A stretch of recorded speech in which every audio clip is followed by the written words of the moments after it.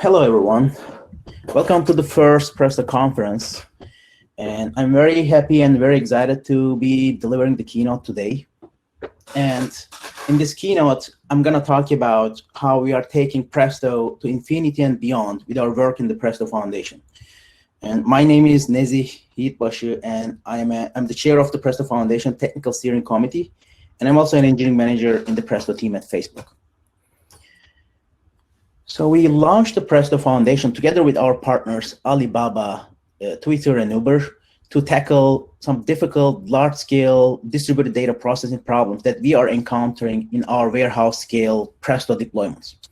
And it has been 1 year since we launched the Presto Foundation. So happy birthday, Presto Foundation. I think it has been an amazing first year, and we have done a great amount of work, and we have released plenty of innovative features, and we will continue to do so.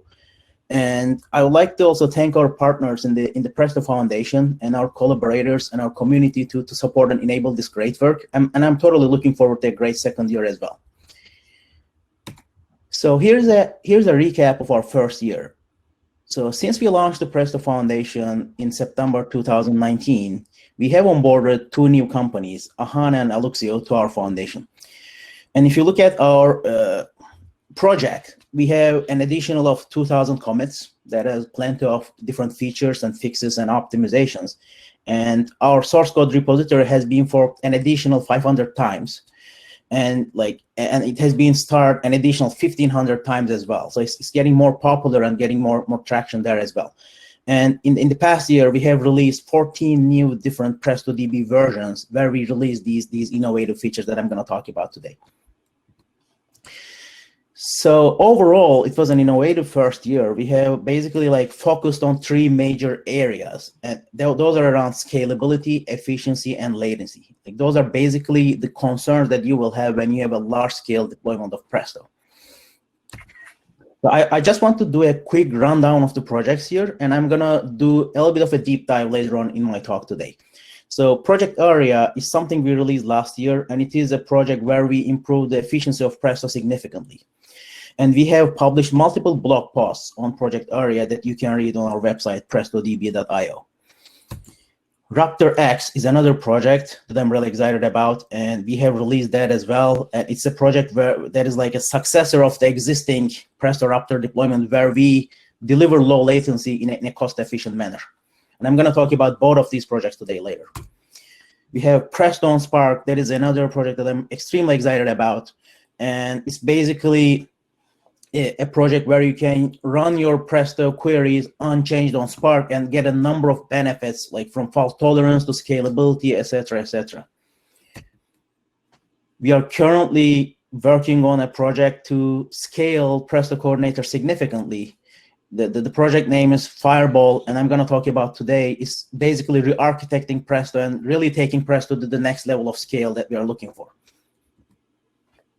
And we have a bunch of other projects that we have released, SQL functions and UDF support, user-defined function support. Those are basically going to improve our developer efficiency significantly and will enable new use cases. And we have released a Pinot connector. So this is such a great fork from our partners at Uber, and it's going to enable additional very low latency use cases with Presto. Finally, we have other connectors that we have released last year. Again, Durit is an impressive system for low latency use cases, and we released a connector around that. And we have many more features. You can learn more about these features in our website, PrestoDB.io. And I'm gonna do a little bit of a deep dive in some of these projects later on. But before that, I would like to spend a little bit of a time about Presto Foundation. So as I mentioned, we launched the Presto Foundation in September 2019 with 4 founding partners, Alibaba, Facebook, Twitter, and Uber. And then we onboarded Ahana and Aluxio later on. Now we are a foundation of 6 companies working together. And Presto Foundation is a nonprofit organization that is hosted under the umbrella of the Linux Foundation.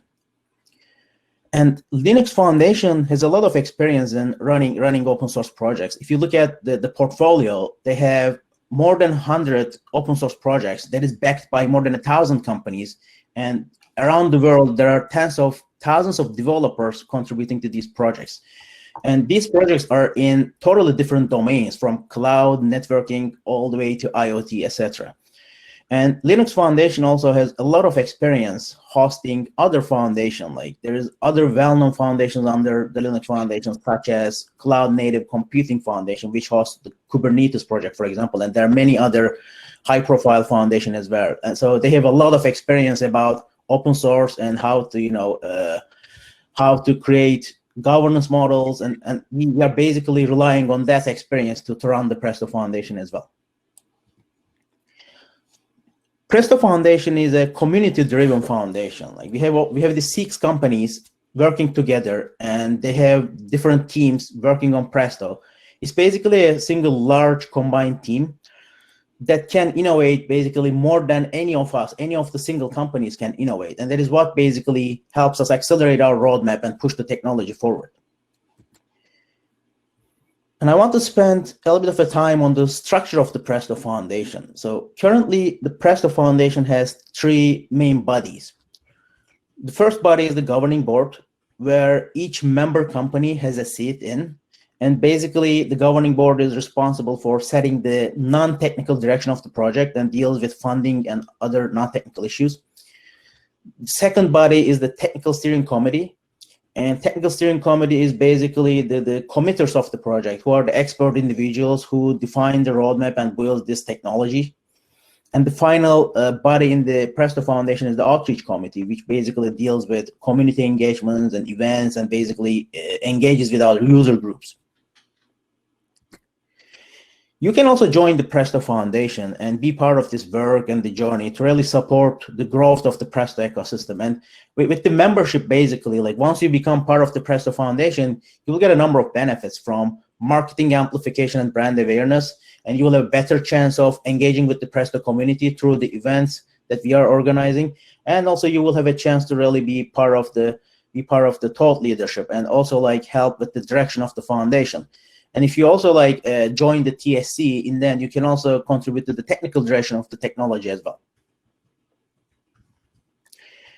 Okay, so let's talk about the technology itself. As I mentioned, like we have done a great amount of work in these 3 areas, and I'm gonna go through each area separately and talk about some of the impressive work that we have been doing, and like give more details around that. So the first bucket of work is around scalability. So Project Fireball is one of the great work that we are doing in the scalability area. If you are familiar with a traditional Presto deployment, you know that there is a single coordinator and a number of workers. And what you notice is, like, as you grow your cluster over time, as your workloads grow, user base grows, et cetera, you start deploying more workers. And eventually what happens is, like, you hit a scalability wall. And what that means is, beyond a certain number of machines, the coordinator cannot scale. And and that has multiple reasons. So the number, the threshold where the scaling stops is actually around 1,000 workers, but that really depends on your workload and probably other factors. So, and there are 2 reasons for the scalability wall. One is the coordinator having a lot of responsibilities, from parsing the SQL to do analysis, etc., and then all the way to launching the tasks on the workers and then doing the task tracking, doing the resource management. Like, there's a lot of functionality going on the coordinator. And as the cluster sizes grow, like, you do a lot more, and the coordinator basically spends a lot of resources on really dealing with the workloads that is scheduling. And the second reason is the coordinator to worker protocol. And it's a text-based protocol that is JSON running on top of the HTTP protocol. And that's extremely heavyweight, and it's extremely resource intensive. So these 2 primary reasons cause the scalability wall. And Project Fireball basically resolves these 2 issues. Resolves the first issue by scaling out the coordinator horizontally. So basically, we are extracting the resource manager out of the coordinator, and then within a single cluster, we will then have 1 resource manager and then multiple coordinators and many workers. And we address the second problem by basically revamping the RPC stack entirely. So we have done some work so far by introducing the Smile encoding. We did some work with HTTP2, etc. But now we are at the point where we have to revamp the entire stack to really reap the benefits of a more efficient protocol. And basically here, Thrift comes to the rescue here, and we are doing some work right now to really transform the RPC stack. And this is how the Presto architecture is going to look like when we are done with the Fireball project. So on the left, you basically see the resource manager that is extracted out of the coordinator, and it has a bunch of responsibilities listed here around resource management. And we will have a bunch of coordinators that you see on the right as the coordinator pool. Again, having a bunch of responsibilities around task tracking to other state management. And we have a number of workers at the bottom that is basically like the worker pool in your cluster. And this is basically going to help us scale to many, many thousands of machines per cluster. And Project Fireball is in progress, and we have made great progress with it. And we are expecting to have a beta version available in Q4. So stay tuned. And when it is out, please give it a try. So in the scalability bucket, the second project is Presto on Spark. And I'm very excited about this project, basically, because it's really attacking a problem in a different way. And the problem that it's attacking is what I call the workload complexity wall. So similar to the scalability wall, like as your workload complexity grows, then you start seeing issues around like hitting the local and the global memory limits of Presto. Or if your workload results in too many tasks or stages, then you start seeing other reliability problems, et cetera, et cetera. And at a high level, basically, there are two ways to solve this fundamental problem. And one is to basically re-architect Presto significantly to address these fundamental issues, or you can just reuse an existing system that provides a solution for these problems. And we are actually, with the Presto on Spark project, we are picking the latter path, which is less expensive than the first one. And what we do is basically rely on the Spark execution engine because it already is fault tolerant and it is scalable and it has solutions around all these issues. And since both Presto and Spark run on the Java virtual machine, what we do is basically we run the Presto code as is on the Spark executor JVMs. That is basically we are running the same code. And basically, you can run your Presto SQL code unchanged, the SQL code unchanged with this feature. And this is already available in open source. And I put a link here on PrestoDB.io website that you can navigate, and then you can basically give it a try. So not all the query shapes are supported yet, like you know, but like we are doing some more work there, and we are trying to address that gap, and it will be probably available around end of Q4 or early next year as a GA release. Okay, let's move on to the second bucket, efficiency. In the efficiency bucket, we have released Project Aria. So what Project Aria does is basically optimizes the existing table scan and repartitioning operators in Presto. And when we look at our workloads in Facebook, what we notice is like half of the CPU is consumed by the scan operators, and 10% of the CPU is consumed by a repartitioning operator. And that's why the Aria project first attacks these two operators and applies a number of different optimization techniques to reap some benefits.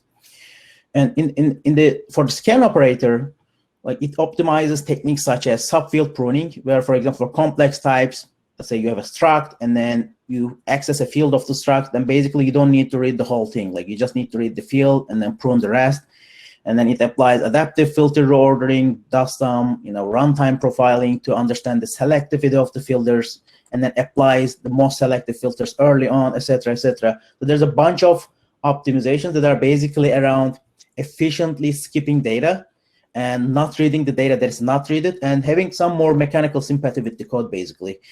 And that yields a lot of impressive results. Like when we deploy this technology to production, basically for our batch workloads in our data infrastructure at Facebook, we have seen an overall 10% CPU improvement, and that is impressive for Facebook scale, basically. And for our interactive deployments at Facebook, we have observed around 20% CPU wins. And those are huge numbers if you think about the Facebook scale. And similarly for the repartitioning of optimizations, so Aria project implements a number of optimizations around reducing the memory allocations and unnecessary copies and making the operator basically leaner and consume less memory and CPU. And that also results in an additional 5% overall CPU win across the board. So these are like impressive efficiency wins. And if you have a large Presto deployment, like you will basically see this as CapEx reductions in your infrastructure. And Project Aria is basically available for the org file format right now, and our partners at Twitter and Uber are exploring it for the Parquet file format as well. So stay tuned for that. Another project in the efficiency bucket is an idea that we started exploring recently. So it's about building a reusable native engine that we can use across different compute engines or systems. So in a traditional or in an established data warehouse, you'll see that there's a number of different compute engines, such as Presto, Spark, and then you can have some stream processing engine like Flink and many probably other systems that are built in-house. So the reason that we are exploring this idea is basically there are four reasons. One is having some reusable core components, because all these different systems are reinventing the wheel over and over again. They have a core eval library, core evaluation engine. They have file format readers and writers. They have metadata layers that look similar, etc. So we want to have some reusable components that we can reuse across these systems. And also, like when we build future engines, we can still reuse these libraries. And the second reason for this is to have some tighter control on vectorization. Like if you're familiar with the Java virtual machine, so you have to write your code in a specific structure and in a specific shape that the JVM can emit native code that uses the vector instructions on the modern architectures. However, when you do some small innocent changes to your code, it can easily produce non-vectorized code. And then what you will get is basically fluctuations in performance. And that is undesirable. So with the native engine, basically, with a lower level programming language runtime, we will have a much tighter control on the generated vectorized code.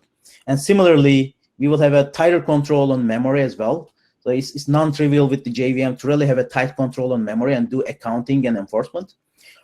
And finally, JVM, as its name implies, it's a virtual machine. So it has its own overhead when you run applications on top of it, applications like Presto. So there is also an overhead of the VM that we want to get rid of to make the Presto deployments much more efficient. So we recently started exploring this, and we are building a prototype. And as we find out more, we will continue sharing with the community in our virtual events. So the third and the next bucket is latency. So in the latency bucket, we released Project Raptor X. So it's basically a successor of the legacy Raptor connector. And here on this slide, you see on the left our Hive connector, and on the right, you see the Raptor connector. So in our Hive deployments, like in our traditional Hive deployments, what we do is basically have a remote file system, a distributed file system, and the Hive meta store. And in a Raptor deployment that you see on the right, the primary data is stored locally on the SSDs to give very low latency for specific use cases. And there's a bunch of background processes running, like compacting the data or backing up to a remote storage system. And it has a dedicated custom Raptor metastore as well. And the way we have been using the legacy Raptor connector is basically ETL the data from the Hive warehouse to the Raptor clusters and make it available for consumption. So that is the traditional legacy Raptor deployment. And Project Raptor X basically modernizes this architecture and makes it a lot more cost effective. And basically, the main problem basically with the legacy Raptor connector is the local SSDs, the flash drives that are storing the data locally on the workers and then storing the primary data. It's not a cache or something like this, just the primary data that's stored locally on the SSD is extremely costly. And as the clusters grow, as your data sizes grow, you basically need a lot more storage space, and the cost becomes unbearable. And there's also another problem with this. Like, since we store the primary data on local disks, the clusters become storage bound. And if you start thinking about capacity planning, you start focusing on how to provision enough storage. And that means you deploy a lot of machines to give the storage space, but then your compute starts getting idle, and that is not desirable, and it becomes extremely cost inefficient over time. And Raptor X solves this problem by disaggregating the storage from compute, making it look similar to the existing Hive connector. So again, the data is going to be stored in a remote distributed file system, similar to the Hive connector. So we get rid of basically the primary data storage on SSDs. We still have the SSDs, but now we are going to use it for caching. Because as you store the data remotely, this means you will have higher latencies reading the data. And to reduce that latency, like we had to introduce different layers of caching to do like metadata caching, plus caching the data blocks on local SSDs, plus doing some affinity scheduling to maximize the cache hit rates. And with this new architecture, we can get similar or even better latencies in some cases than the legacy Raptor connector, and in a much more cost-efficient way. And you can see the GitHub issue of the Raptor X project, where you can see a lot of details about the performance numbers and the design details. And this feature is also already available, and it can be used for low latency use cases. Another project in the low latency bucket that I'm excited about is the Pinot connector. So Pinot connector, Pinot is a low latency, scalable, distributed OLAP data store, and it powers a number of different low latency use cases like dashboarding, for example. And the Presto Pinot connector basically introduces a connector that you can read data from an existing Pinot deployment, and it has a number of benefits. For example, the connector can push down certain operations like aggregations, predicates, and limits all the way down to Pinot. And with that, Pinot can run those operations to really summarize the data, process the data, and then return a small amount of data to Presto, so that you can have an efficient, pipeline from Pinot to Presto and can get very low latency numbers. And you also get the benefit of the Presto SQL interface. So the existing Pinot query language is not as flexible as SQL, so you get a much more flexible interface with this connector. And finally, like similar to the other connectors, you get the benefit of being able to process data from Pinot and from other data sources. This means you can, for example, read data from some Pinot tables, and then you can join it from some Hive data and from some data from an Elasticsearch connector, etc., in the same query.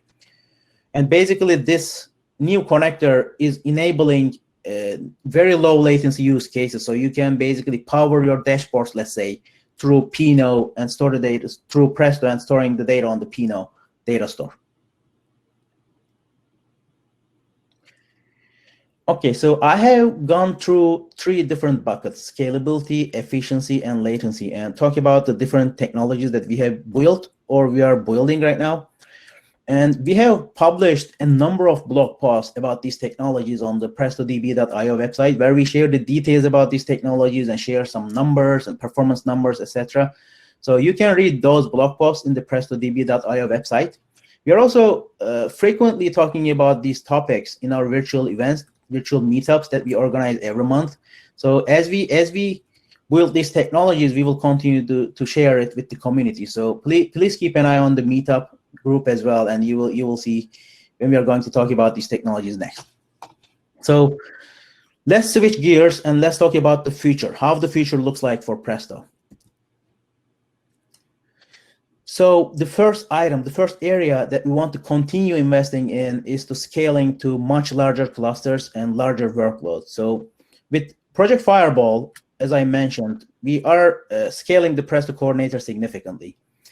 And basically what happens is, when our workloads grow, when we take on new users, new use cases, we basically start deploying more and more workers. And when we hit the scalability wall, so far what we have done is very simple. We just started physically splitting our clusters to sustain the growth.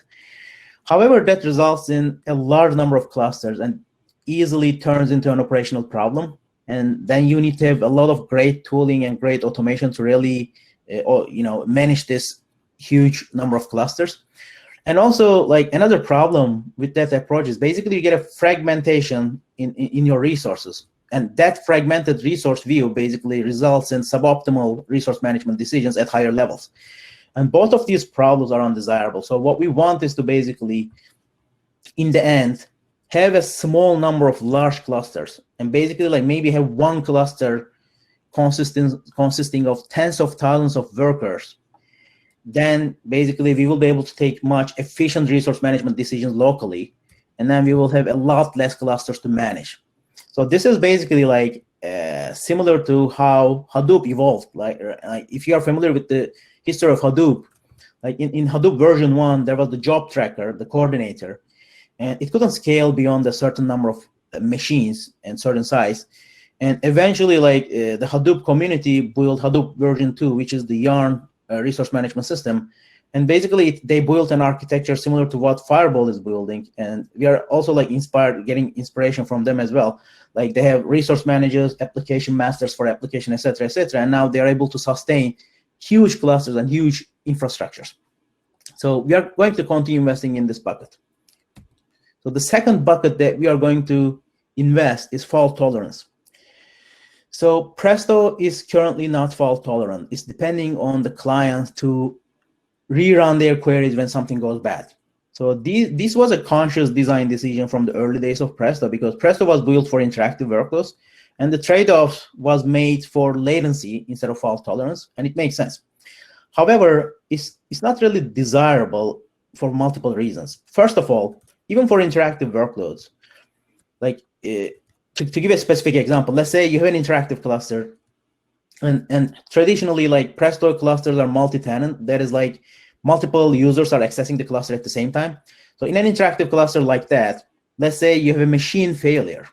Like currently what happens is that all the queries running in that cluster are going to fail. And this means all the users in that clusters are going to be affected. So first of all, there is bad experience right there, bad user experience. And secondly, since all the queries fail, there's also some wasted CPU there. And this problem of CPU waste gets a lot worse if you have longer running queries.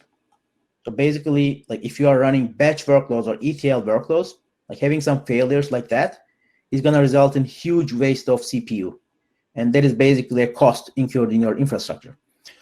And finally, you also need fault tolerance for basically having much better elasticity, because if you look at Presto deployments on infrastructure as a service environments, basically the resources come and go. And then you really want some capabilities in the engine to be able to utilize the new load and utilize the new machines, and then be tolerant to the loss of existing machines. So fault tolerance is a big area, and it's a non-trivial problem. It's a non-trivial systems problem, and we are going to explore this, and we are going to invest some more time on addressing this problem as well. So the third bucket is latency, but basically sub-second latency. So I mentioned that with Raptor X, we have like good latency numbers for certain use cases, but we want to go beyond that. We want to really go to sub-second range, millisecond range. And that is basically required by certain use cases. And that's gonna basically make Presto a truly interactive engine. And for that, like we are gonna basically explore a number of ideas, like ideas around metadata and ideas around like reducing the latency on the coordinator or RPC layer, et cetera, et cetera. So there's a lot to investigate there, and we are going to do that in the short future. Efficiency, as I mentioned, we released Aria, and we are working on a native engine, and we can do more there. And like we can do much better workload placement. We can explore ideas around adaptive execution or other techniques around metadata management. So there's a lot of ideas that we are going to explore, and we want to make Presto much more efficient.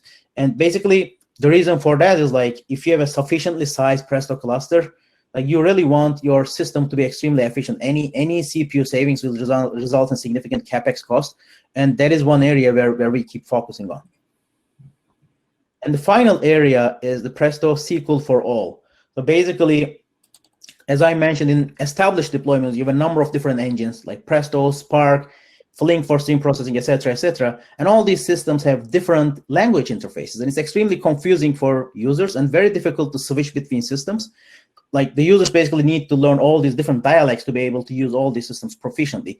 So basically, like the question is how useful and cool it would be if you could just write a SQL query once and run it anywhere.